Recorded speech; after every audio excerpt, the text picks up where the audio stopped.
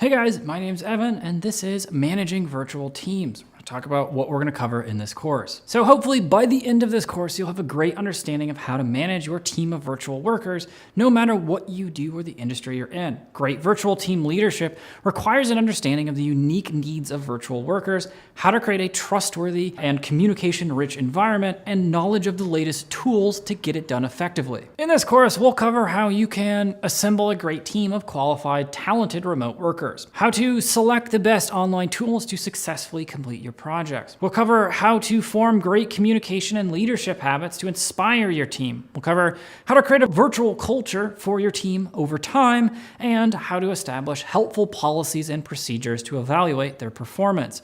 You'll be able to apply these ideas and best practices to your own teams immediately using best practices that improve the way you hire talent, lead projects, communicate, evaluate performance, and accomplish your virtual business goals. So if you're ready to get started, I'll see you in the next lecture.